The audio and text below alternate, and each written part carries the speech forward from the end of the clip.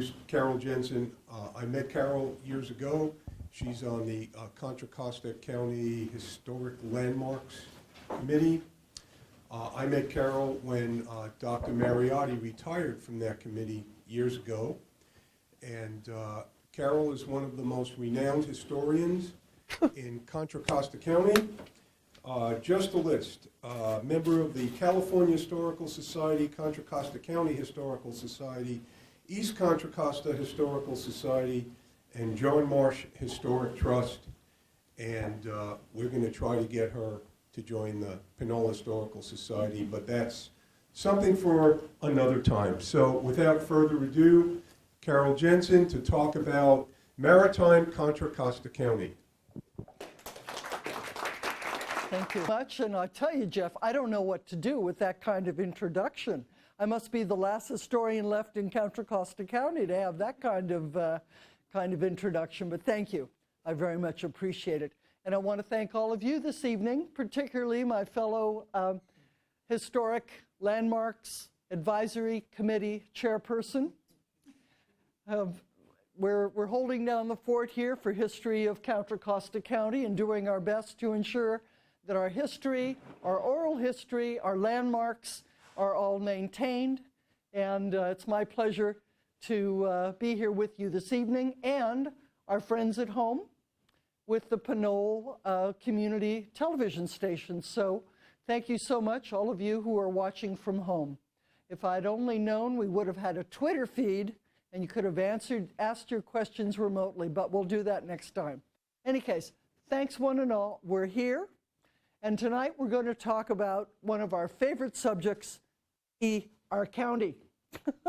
Our county, in that we're going to be, excuse me, focusing on Contra Costa County. And as you can see, I've sort of,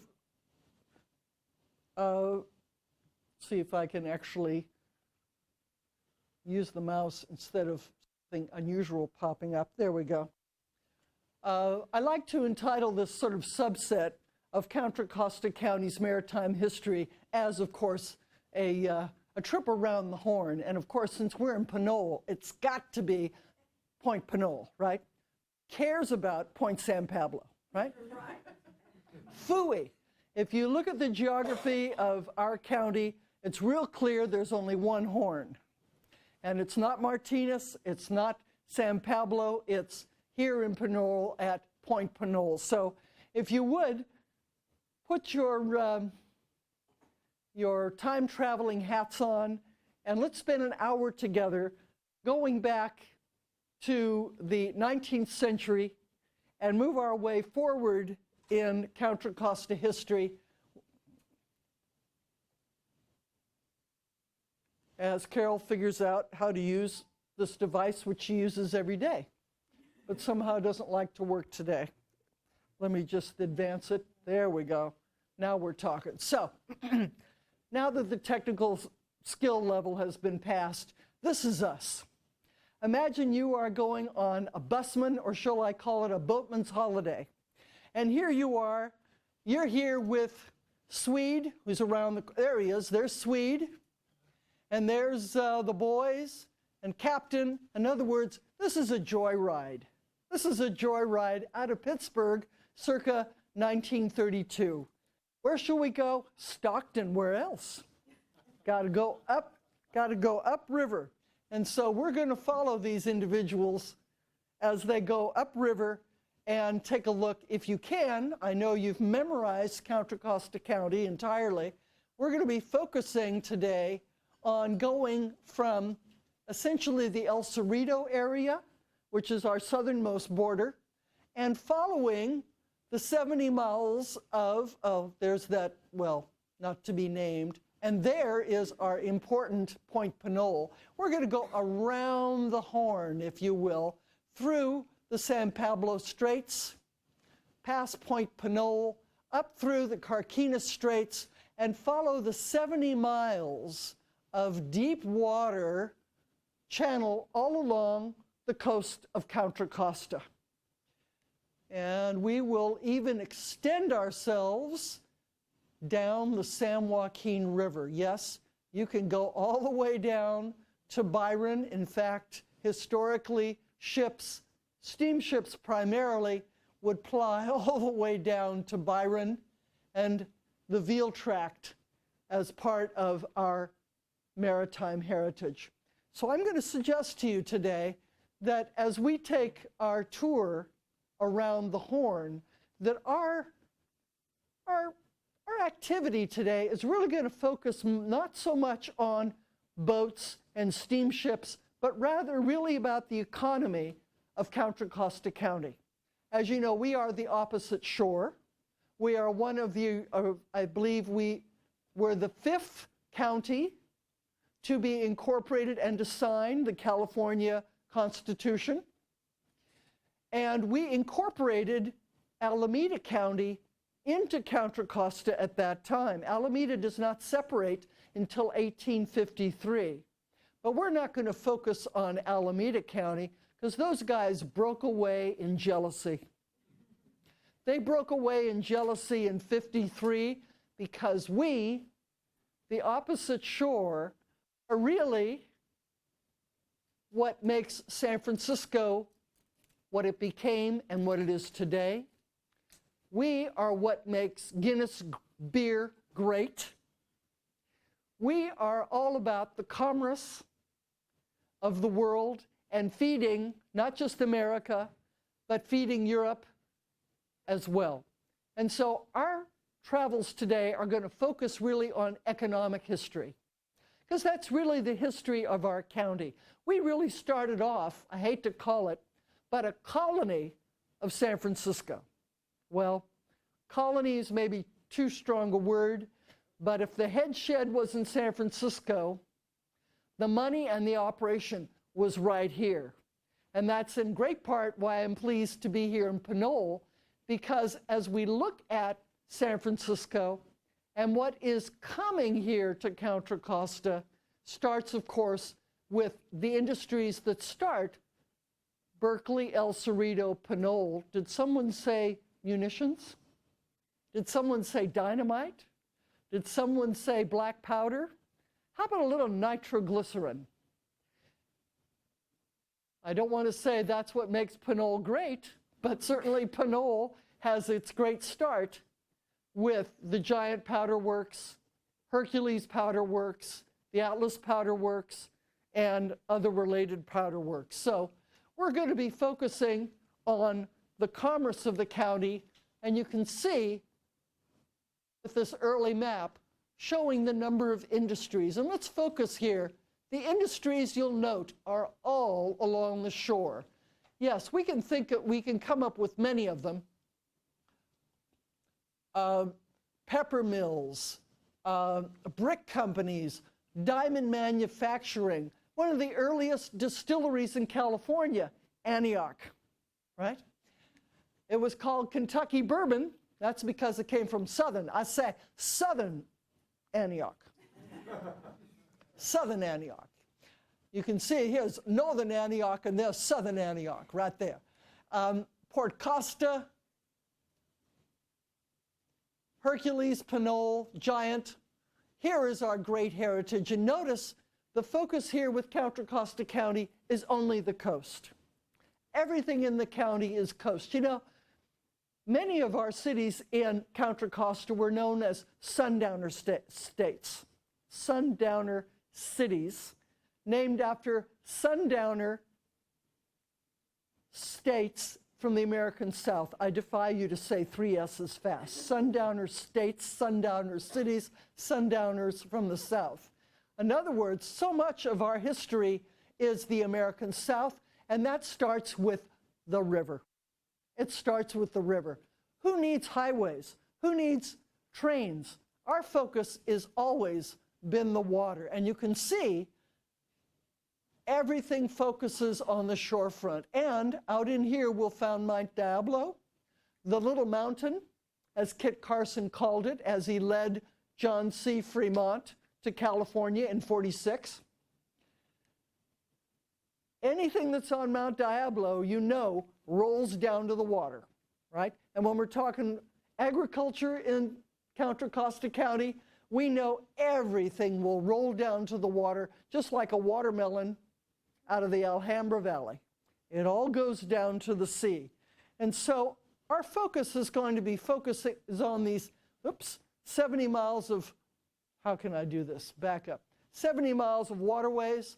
And of course, we have to have a tip of the hat to the Portola exhibition, De Anza's exhibition, all those that really went, hey, amazing. We thought California was an island. Nobody knew it was country, land, not an island, until Portola literally sees the Central Valley and discovers that it's not just water, it's not just a great inland sea going down to Baja, it's actually land. And thanks to Contra Costa County and Portola's exhibit, map makers learned for the first time that California is not an island. It's terra firma. So there's a lot here happening so very early on. So very early on, again, a different perspective. Here we are, Richmond, Giant, Pinole, Oleum, Crockett, Martinez, moving around. Yeah, it always goes over to Byron. It's all one gigantic waterway, and that's how we connect as citizens in the county to San Francisco and the world. Again, I must confess, I am enamored with bird's eye illustrations. If it's a map or a postcard that shows the bay and Contra Costa with a different look, I'm always attracted to it. Again, you can see there's no other county that has the deep water ports that we do and all that that suggests. Of course, once more, we can't do it without Olones, the Native Americans. Recall, this is literally the Garden of Eden until we find the influence of the Spanish. And of course, by the time the gold rush sets in, our Native American population is down to about 100,000 or less Native Americans from its prior high. I would be hard-pressed not to start a lecture, since I am to give you greetings from the Eastern Contra Costa County Historical Society, that the bravest man in Contra Costa County is, of course, John Marsh. Yeah, we owe a lot to him. Why? Because he's the first European, period, whether it be Spanish, Russian, other European, to actually homestead, set up business in the wilds of Contra Costa County. Recall, prior to Marsh arriving here in '36, nobody lived in Central California. Nobody. It's too scary. It's dangerous. You're going to be killed. But this is a mountain man. How many of you are familiar with Irving Stone? Irving Stone, right, Hawaii, marvelous movies. Have any of you read Give Me Men to Match My Mountains? Men to Match My Mountains? Another famous, wonderful Irving Stone novel, all about the expansion of the West.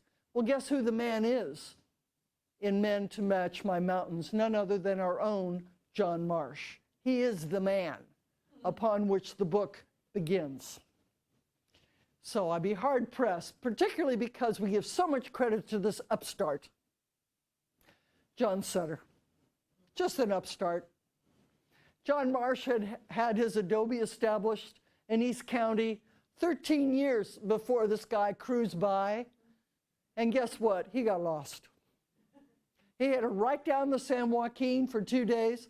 Thank God they had put little ribbons on the tules so they could make it back. Hung a left, head up to Sacramento, didn't even stop to say hello to John. Can you believe it? How rude. But John Sutter, of course, certainly deserves and gets a lot of credit. And I point out these important American and California heroes because guess what? Every one of them went by Contra Costa County. just about every person who came to California, whether it were Marsh, Sutter, or you might not recognize this woman, but I know you've heard the tragedy of the Sierra, the tragedy of the Donner Party. This is indeed Frances Donner, late in life. This is one of the two little Tamsin and George Donner daughters that made it out of the Sierra, whereas her family didn't make it out of the Sierra. The two little girls did. They were brought down to Sutter's Fort, went up to Chico Paradise area, where the two girls, well, let's just say two young, attractive girls in a state full of men. Which husband would you like? She picked out a farmer. She picked out William Wilder, Bill Wilder. And where did they go straight away? Remember, this is before the gold rush. To the most bountiful area in the state, Contra Costa County, the bottomland, right?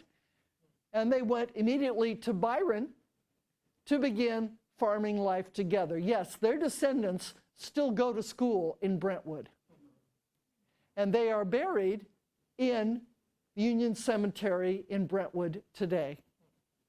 So yeah, who knew, huh? In addition, let's take a look at what's happening in Contra Costa County, just briefly with a few statistics.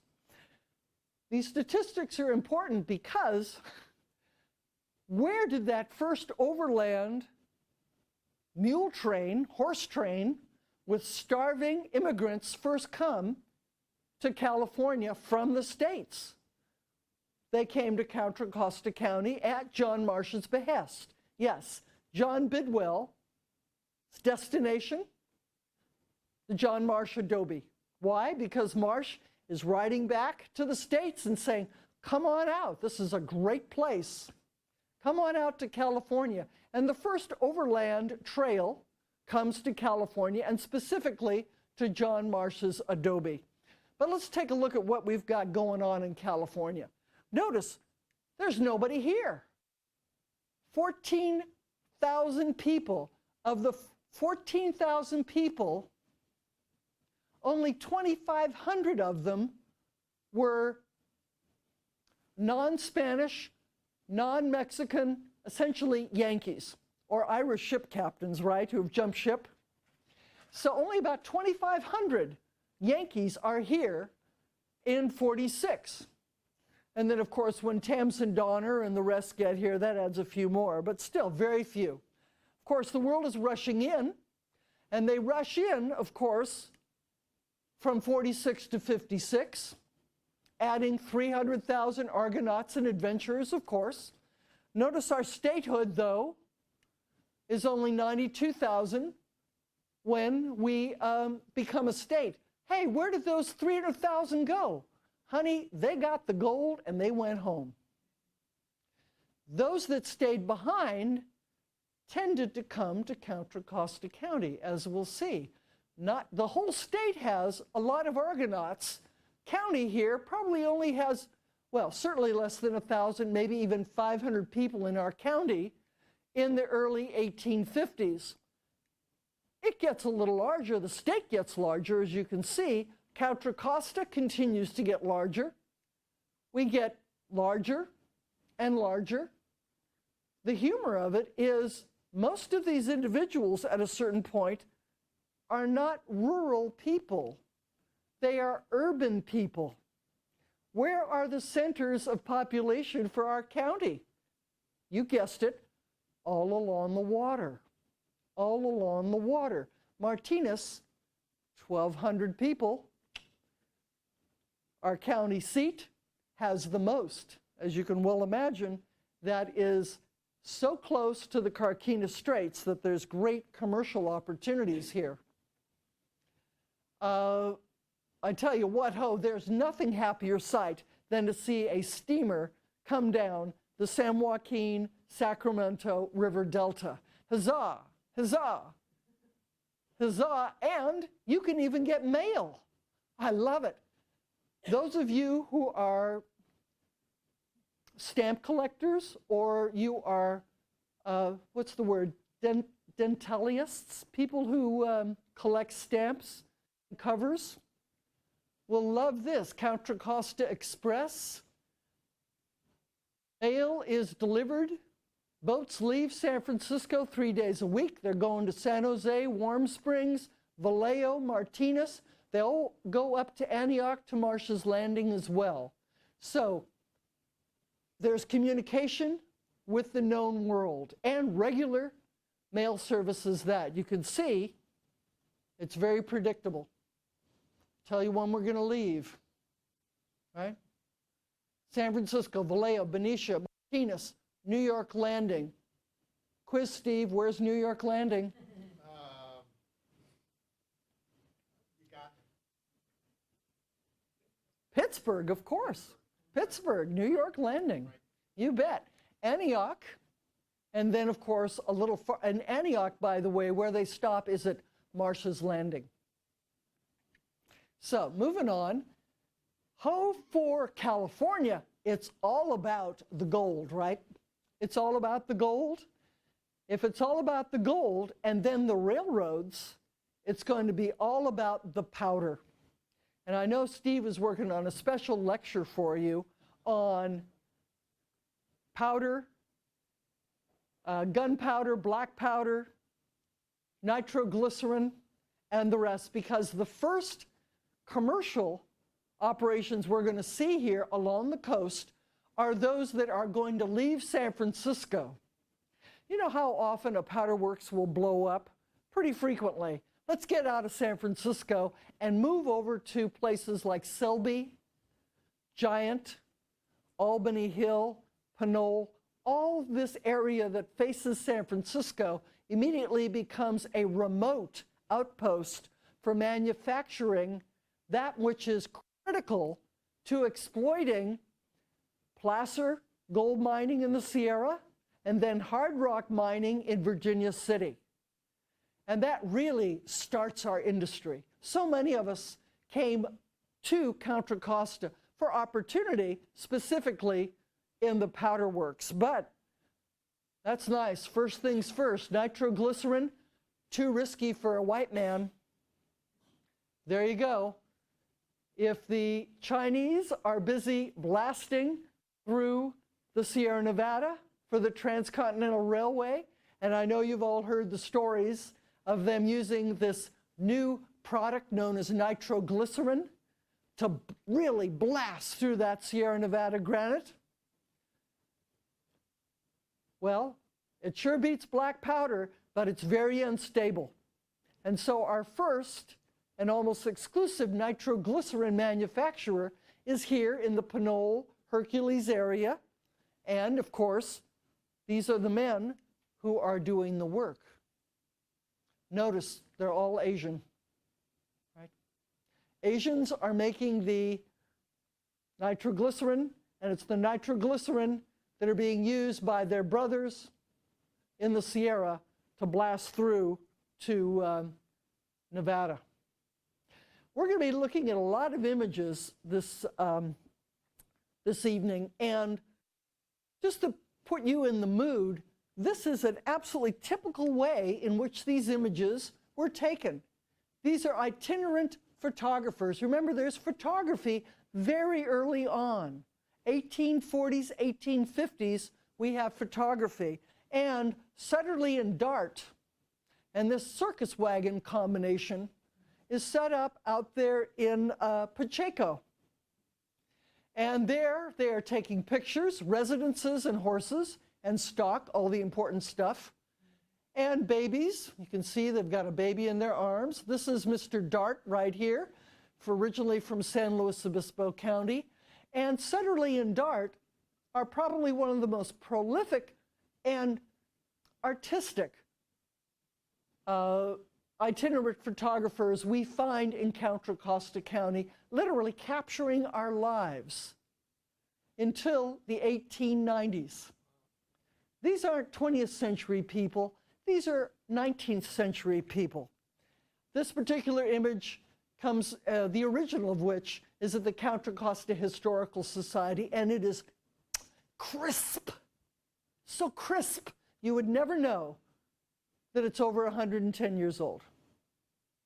Beautiful, beautiful images. Do that with your CD, huh? Do that with your digital camera. And they're taking pictures such as this. Out here, powering San Francisco's industrial effort and our effort in Contra Costa are coal mines. Yes, black diamond coal mines out of Pittsburgh and Antioch. We've got Welsh coming out. Quite frankly, in 1910, the largest city in Contra Costa County was black diamond. Black diamond, Summersville, that whole area was full of Cornish miners. Now it's a ghost town, but you had 13,000 miners up there. Hey, who needs gold when you got black gold? Black gold, and remember, this is pretty much the only seam of coal here in the West. So even though it is not hard anthracite, as we would find in Kentucky, it's still invaluable. Because 19th century means the Industrial Revolution, and if it happens in Europe, and it's happening in the East Coast, it happens in the West. And the West at this time means San Francisco. And so, again, Contra Costa County is at the fore. It's at the fore in the east side, and it's also in the fore here in the west. As we are just starting our cruise north around the Horn, let's stop for a moment at Port Costa. Don't you recognize it? Welcome to Port Costa, the home of Shrimp Boy. Shrimp Boy? These are all Chinese shrimp shacks and accommodations. Remember, the Chinese were not allowed to own property in California. And so they found homes, tried to make homes on the margins. And here we have marginal land, and these are all shrimp shacks and Chinese shrimp boating, and primarily for export. There aren't enough Chinese in California to eat all that shrimp. The last shrimp spot we have in California, that is, and in the Bay Area, is over there in Marin County, China Camp. If you've never been there, it's worth a Sunday drive. You'll never regret. It's beautiful. You won't even know. It's like, where am I? It's being in another world. It's lovely. But shrimp camps were common throughout the bay. And again, this is how we start. Of course, it soon starts with some Sicilian immigrants coming into present-day Montezuma, that is north of Antioch, north of Pittsburgh, and starting to fish and saying, boy, this is pretty good fishing here. In fact, the fishing's so good, and the water's so clean, you could see the fish and almost walk across the delta from Collinsville, Montezuma, to Pittsburgh in the 1850s and 60s. And of course, immediately, the houseboats and the fishing boats are taking off to commercially harvest salmon, bass, primarily salmon and bass. Salmon is big. And we think about fishing and, oh, fishing, how great. But how much fish can you possibly eat? Phooey on fishing. Notice they are smoking and canning and shipping fish. This is a fish processing center making boxes in Antioch. Fishing is not for eating. Fishing is for capturing, canning, smoking, and shipping around the world. Right? Fresh fish, who needs it? Give me a nice can of salmon. That's our focus. And this is where we're finding the Italian community becoming so successful. Remember, what makes Cannery Row great? Italians from Pittsburgh. You don't have Cannery Row until you have the Italians in Pittsburgh moving down to Cannery Row as the fishing supply is depleted in the Delta, and they move down to Cannery Row to take on fishing and sardining down in that area. The home and the location of inventing these marvelous little boats here, otherwise known as Monterey fishing boats, is of course Pittsburgh. Pittsburgh. Of course, we love the steamboats. And here we have the Nevada taking on a load of, and it could be anything. This could well be potatoes. I know you think about potatoes and russets coming for Idaho. Phooey, California is a huge potato manufacturer. And it's very much the purview or the, I'll call it the exclusive crop raised by Japanese, but the Japanese very quickly embraced potato agriculture in the Delta and are developing the russet into the potato we now know as the Idaho potato. So let's hear it for the New World potato that goes to Ireland, that comes back and lands here in the Delta.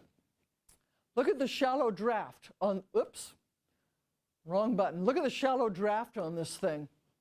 You realize these steamboats could steam in the spring all the way to Fresno. All the way to Fresno. Fully loaded, they didn't have 6 feet of draft. Fully loaded. They could literally float all the way to Fresno. Again, it's all about industry. You're all too young to remember this. So am I. This is Port Costa. Port Costa very soon gains fame. San Francisco, of course, was the main port. It had a grain wharf. The problem with San Francisco is you have to pay essentially duties to the city of San Francisco. Balfour Guthrie, a British concern, says, phooey on that. We're going to go upriver. We're going to go to Port Costa, and there we will ship from the Tulare County north these vast harvests of grain and ship them out through grain ships, square riggers, going right out to the world, but specifically England and to Ireland to provide grain to the British Empire. Very common. Here we have what you've seen before, a scow. We have one of these left. The Alma is at the San Francisco Maritime Hyde Street Pier. The Alma is still there. Notice, if you will, they're flat-bottom boats, and boy, can they make time. And so much of our grain and hay and the like found itself coming to San Francisco or to Port Costa to go out on a cutter like this, thanks to these little barges. So what's happening here? We've got a lot of activity going on between 1840 and 1900 here in Contra Costa County. It's not getting much bigger, guys. Look, we've been around almost 50 years, and we still only have 18,000 people in the county. Why? Because they're all on the coast. There's not that many people inland.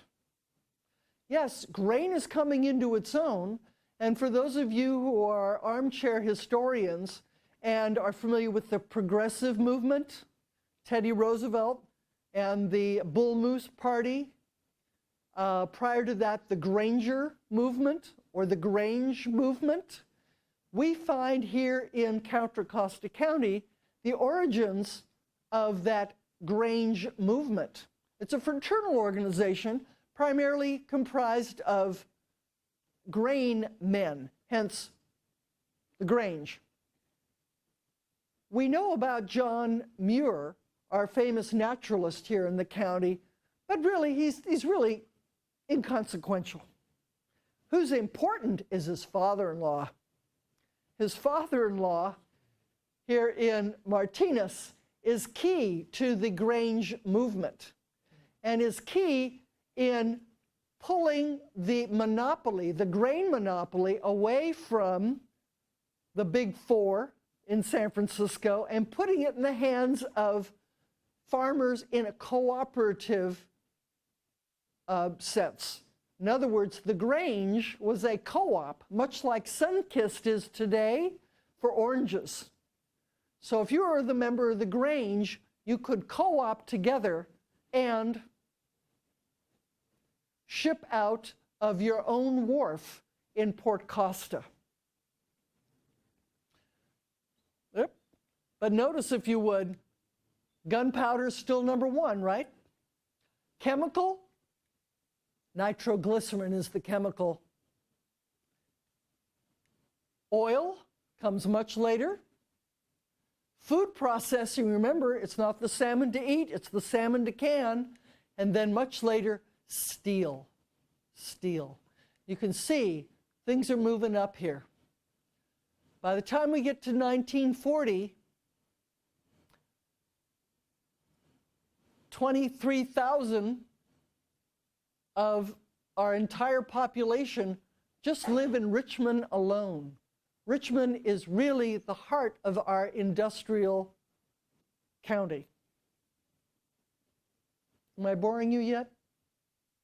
You can interrupt me with quizzes, questions, and I'm dying for those of you who know this area even better than I do to say, but Carol, my father owned that property, or my dad worked there, and you're wrong, this is the real story. Okay? So, please feel free to interrupt me, because I can get on my soapbox. You got that impression already? There you go. Can I be more of a native daughter? Can I be more pro-Contra Costa? I don't think so. Again, let's take a look at the county in the 40s. By that time, we have roads and we have railroads. But guess what? It's essentially, once more, just paralleling the coast. Parallels the coast. Look at all the urban centers. Port Costa as an urban center. Martinez is an urban center. Richmond is getting bigger. Pittsburgh, Antioch, right? Walnut Creek is an exception. They find out that walnuts work in Walnut Creek, so it becomes a rather unique crop area. But still, our focus is still going to be on the perimeter. Particularly, notice Concord. Concord is a port city.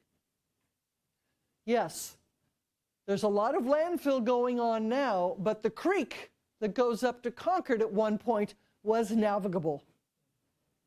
So if you were engaged in gotta stop doing that.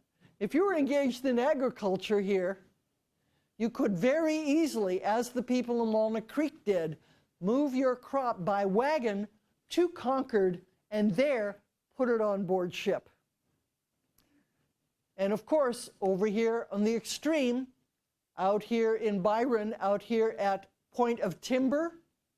Point of Timber is the southernmost edge of the county, and indeed, you can load all your grain in at Point of Timber all before the railroad comes through. So water, I mean, we're really in the south here until we get to the trains in the 1880s. Speaking of trains, trains are marvelous, particularly when they take you to, I believe this is Selby. And this is a munitions, gunpowder. That was refining. Yeah.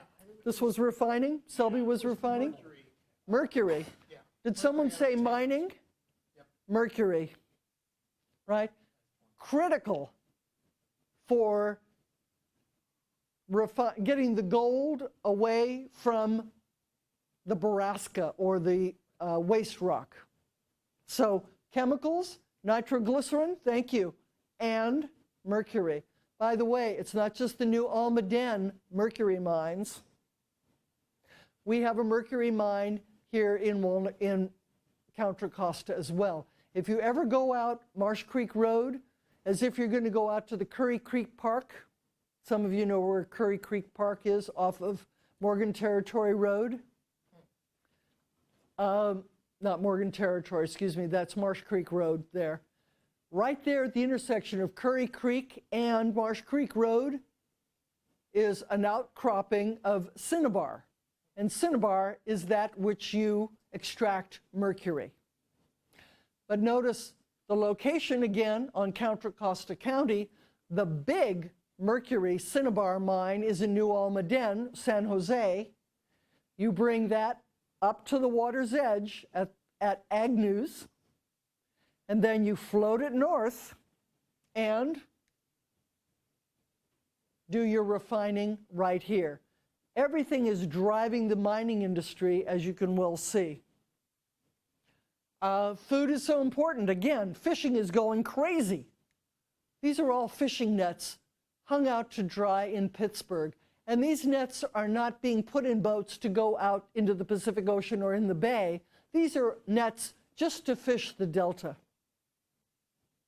Huge, huge amounts of fish. And of course, here we have filleting the fish, cleaning fish, packing fish. Right? That's the big business, is food packing.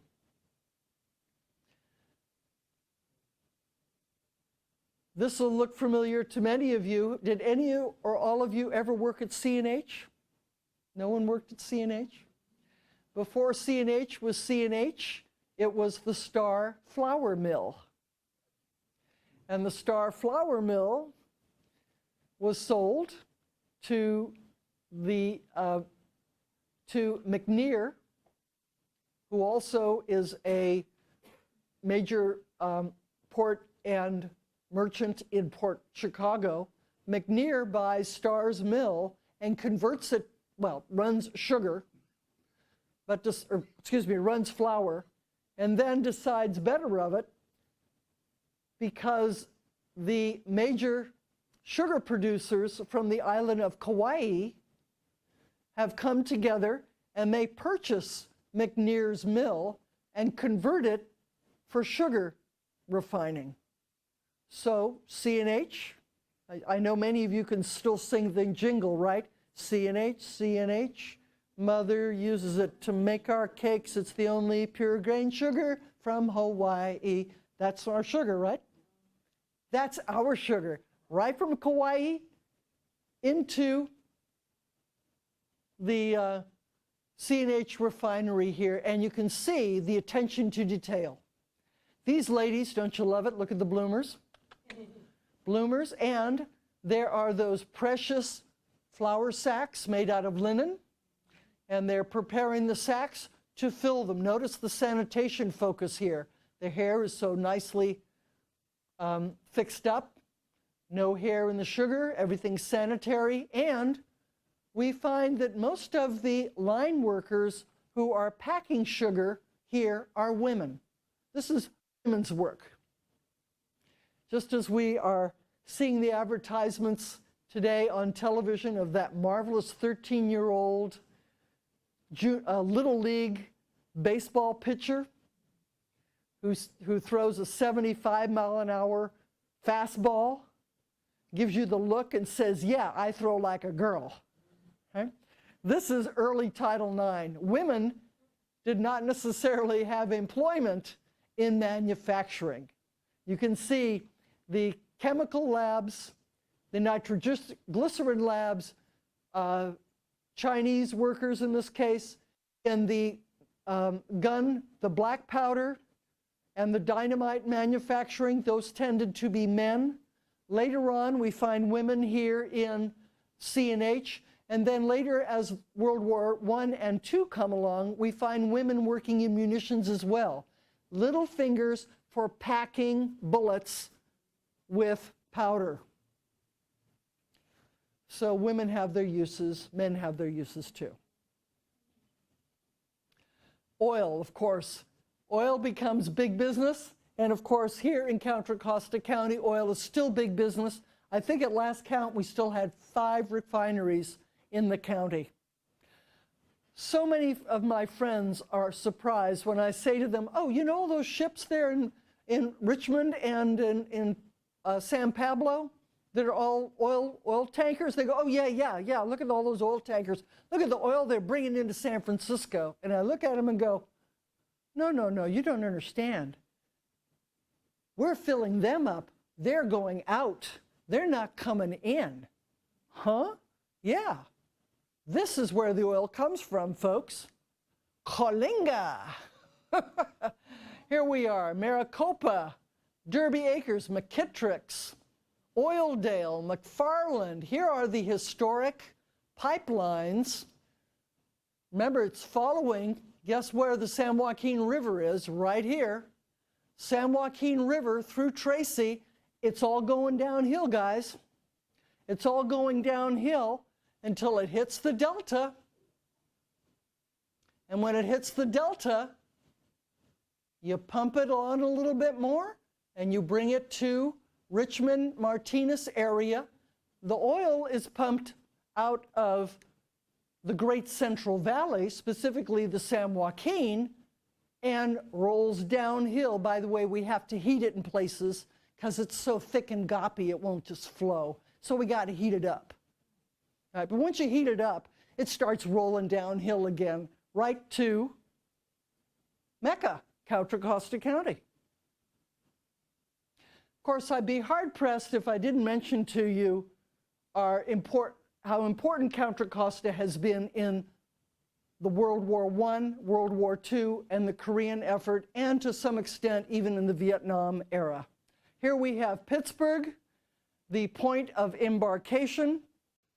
Oops, got to stop doing that. The point of embarkation.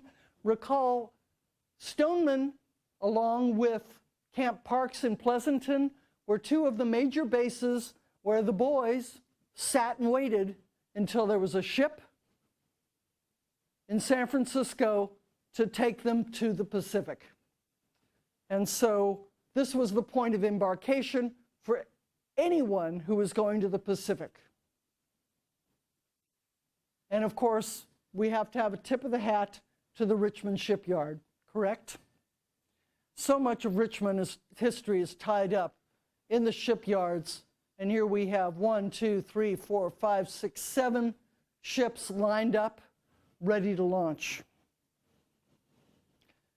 But there's another side of our industry.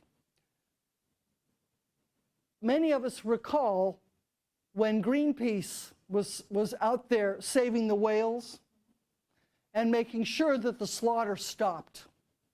Well, the last slaughterhouse for whales in the United States was right here in Contra Costa County at Point Richmond. And there they are. You can see we're bringing them in, and they're being, look at this guy, he's got a cigarette, he's all set. He's carving up the carcass. So much of this whale material at the end didn't go for ambergris or perfume or stays for your corset. It went into best food fertilizer. Yeah, hard to think of whales for fertilizer, but that was the end of the line for the whale industry in the United States, right here in Contra Costa, ended up in best fertilizers. Incredible. Another shot here of the Balfour Guthrie, known as the California Wharf and Warehouse area. And you can see Brentwood Irrigated Farms, again, major British concern. Essentially, the Balfour Guthrie British concern put Humpty Dumpty back together again. John Marsh's rancho of 14,000 acres went to the wind and to attorneys and to litigation. The Balfour Guthrie quietly went around and acquired all the titles, put it all back together again, and created the Brentwood Irrigated Farms and the Brentwood that many of us remember pre-1965, or at least pre-suburbia. That is, the Brentwood area was 14,000 acres of land owned by the Balfour Guthrie Company or farmed by them. developed by them and Brentwood as we know it today, prior to, of course, the suburban sprawl, is the town that Balfour Guthrie built.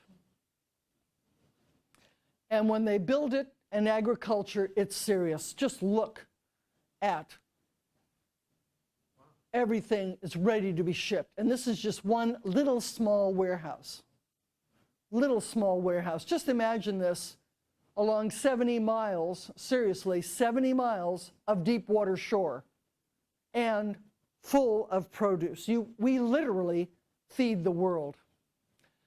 Feed the world, and our proud clipper ships, here it is. This is literally the last clipper ship to leave under sail out of San Francisco, and this is in the 1930s. Still under sail, the last trip out, and you know what it's full of? Grain, going to Dublin for Guinness, right? What makes Guinness great? California grain and barley, and it's full right out of Port Costa. It's a grain ship heading to Dublin. So next time you get that pint of Guinness, this stuff about the Liffey, it's the water. No, it's the water for Olympia. It's our grain that makes Guinness great. I've got to throw in some boats or you'd be disappointed. The largest ferry boat ever built. Here we have the Contra Costa. It moves trains, in this case. This is the Contra Costa. Here's its little brother moving the electric cars across Carquinez and Benicia Straits. This goes across the Carquinez Strait. This goes over closer to Collinsville for the electric trains. Give you an idea, right? There's the locomotive, and there are the trains on board. This is not a passenger steamer. This is a locomotive steamer. Transcontinental Railway by boat. And of course, we have a proud history of ferries, again, connecting us to all over, until, of course, we start putting in the bridges. We start putting in the bridges. So much for the East Bay ferries. Here come the boats. Speed mania. Beauty, color, romance, and tradition. Sink the boat. You can't compete with the bridge, can you? I would disappoint so many of you if I didn't throw in a pitch for the greatest recreation to be found in Contra Costa County from 1864 until World War II. The Byron Hot Springs, ta-da! It's my personal particular passion. The Byron Hot Springs, founded by, wouldn't you know, a corporate secretary of the Risden Iron Works in San Francisco, is a destination resort for people around the world who comes to San Francisco and take the train or a ferry to go to Byron. What's in Byron? The Byron Hot Springs, and it predates Byron and the train station of Byron by a good 7 years. Actually, you would take a boat to Point of Timber, and the horse carriage would pick you up and take you to the springs. That horse carriage still exists. The East County Historical Society just restored it. And it's beautiful. What we need now is a team of horses. Absolutely. There are 50 springs on this property. Remember, the focus in the 19th century at hot springs were for medical purposes. You didn't necessarily sit in the water. Before there was aspirin, Zantac, a pill, you would go to a sanitarium, a hot springs, and take of the waters. And the waters would have such marvelous chemicals in it, such as magnesium. Has anyone heard of milk of magnesium? You know what it does to you? Wait until you taste this stuff.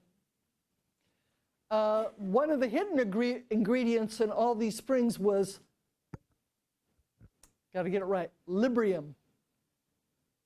Librium. Familiar with Librium? If you're schizophrenic, it really helps. Every one of the waters is liberally laced with Librium. So you can well imagine you may show up on crutches or on a cot, but after a week of drinking under doctor's prescription 3 times a day, dippers of water from black sulfur springs, yellow sulfur springs, surprise springs, with that much Librium after a week, hey, you didn't care about nothing. You felt great, and you could just zip right on. Yes, ma'am? Isn't it lithium?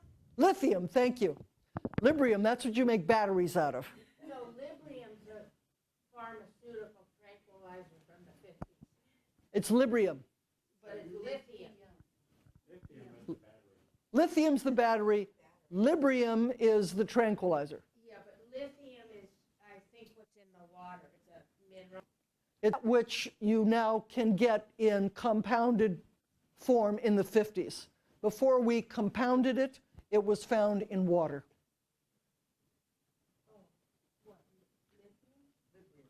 Librium. It's like a painkiller. Yeah, it's great for schizophrenia.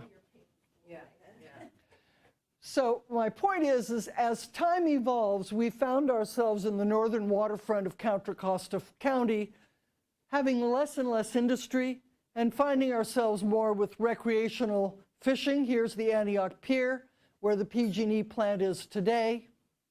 Frank's Track, Ferrer's Boat Harbor, Bethel Island. And our entire county is changing. Notice, today, only 1% of our population is rural, the rest is urban. Urban includes suburbs, by the way.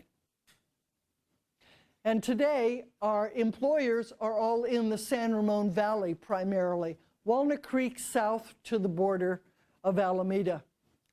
Professional scientific management, educational, fire insurance, right? You don't see oil hardly at all on this list. Our economy certainly has changed. Tourism is big. Ecotourism is great. You can take a tour of the Delta still. Fishing, of course, enjoy those fabulous sunsets. Oh my heavens, did someone say eco-disaster? You want to make track homes out of the Delta? Look at all that. Every home has a boat parked behind it. Sort of startling when you see it from the air. But this is really us. That's really us. We're not really Discovery Bay with a boat behind our house kind of people. We're really going on this little putt-putt on our cruise to Stockton and then cruise it all back to make our little crest. Can't you see yourself right on this boat? I can. This is a little working boat going out of Pittsburgh, ferrying cargo, people, goods, bales of hay, whatever needs to be moved. This little working craft just works it out of Pittsburgh. But you know, there's nothing quite like saying phooey on the crops for today. Let's just all jump on board and go to Stockton, right? Let's go shopping. Let's go to Stockton. And that's what these particular people did. You can see they're leaving. You can see they're waving. Everybody couldn't be happier. It's really got a crowd of people. And notice they're in their Sunday best, right? Suits and ties. She's wearing a cloche hat. Fun times on the Delta, and we still have them today. And so with this lovely image in mind, I'm happy to take your questions, and also will refer you to the Maritime Contra Costa County book that came out just about a year ago.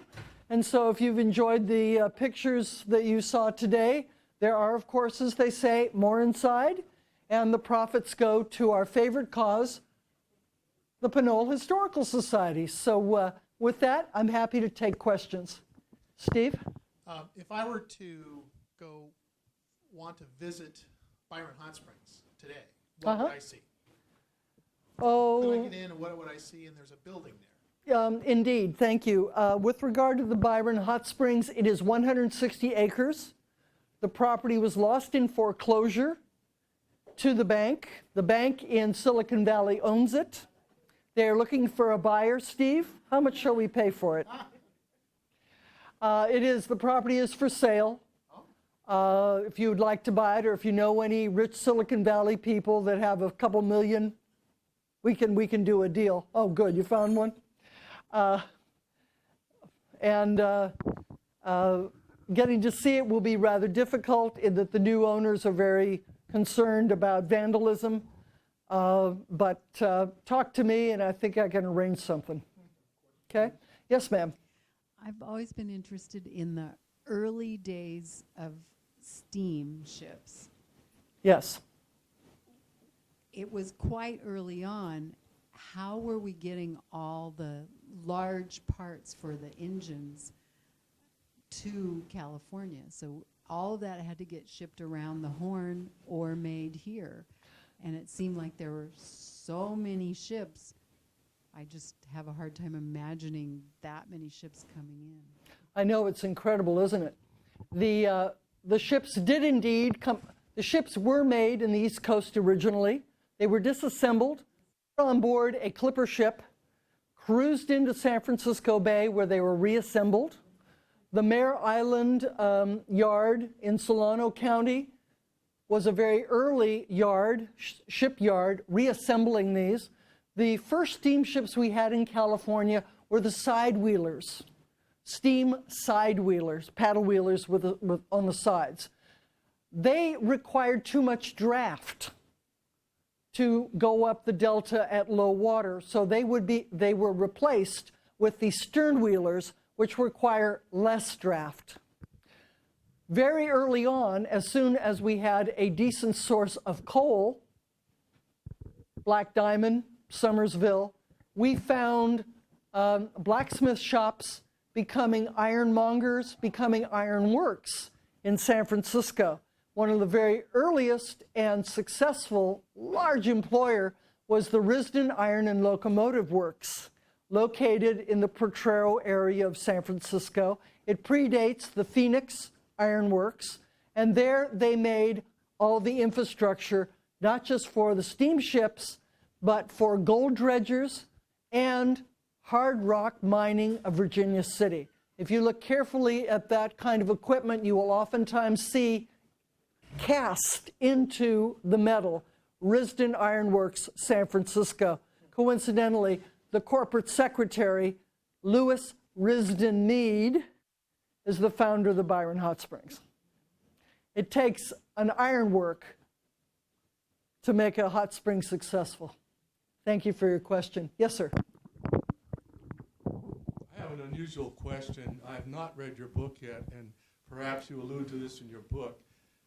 When I was a younger fellow, this old-timer I worked with used to tell me about boats that used to ply along the Contra Costa shoreline, not with grain, not with potatoes, but with ladies who would pull in to the ports, and the gentlemen would row out into their boats to make their arrangements. Is that so? I wouldn't know. But I'm going to refer to you to the fiction as well as the not-so-fiction works of Jack London, and give a care to the little houseboats that were located just offshore in, Martinez, Pittsburgh, and Antioch. Do you know where the Riverview Lodge is in Antioch today? Yes. Just west of the Riverview Lodge was shall we call it a houseboat heaven or haven? Houseboat is a pseudonym for trip. Yes. So you could indeed float on by or float on in. More times than not, these houseboats were tied up until the sheriff chased them off. And then they would go out into the various islands in the delta and moor there. And of course, you could row out from the shore, or you could take your boat out to them. But indeed, there were a lot of sandbars, mud bars, islands in the delta that were pretty much submerged most of the time, with the exception of the houseboats acting as a flotilla there. So yes, it was a very active red light district. So it was not pulling my leg. There were floating brothels, even off Pinole, he said. You bet. Okay. You know, there's nothing that sells like sex and sin and booze. Speaking of such things, the largest Prohibition bust of a still in California during Prohibition was at one of our favorite places, Bethel Island, right? So out in Bethel Island, they were cooking hooch and jumping on those fast boats built in Stockton and zipping down to the Bay Area to deliver the goods. Other questions? She has another right behind you. Don't get me started on Prohibition and Contra Costa County, because we really know how to do it. I also heard that San Francisco sent its garbage to Pinole for pig farms that were here, and that is one of the ways that hoof and mouth disease got started in California, was through somehow through ships bringing stuff to San Francisco and garbage coming here and it getting into the pig population in Pinole.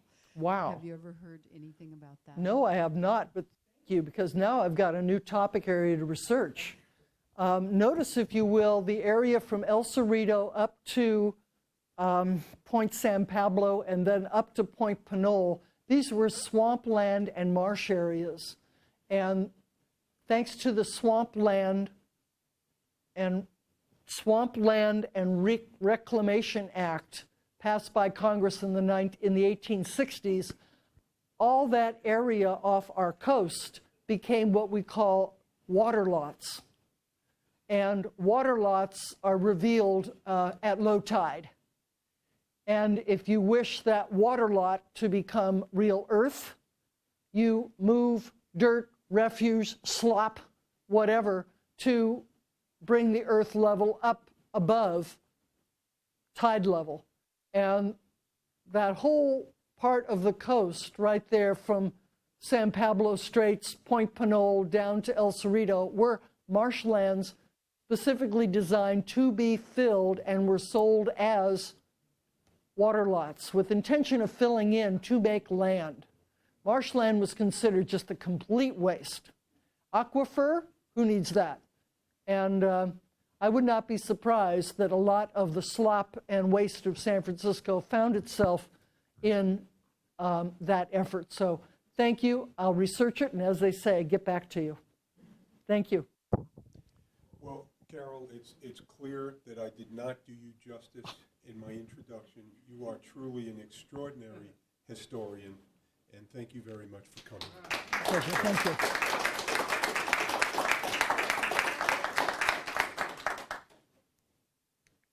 Got the right button.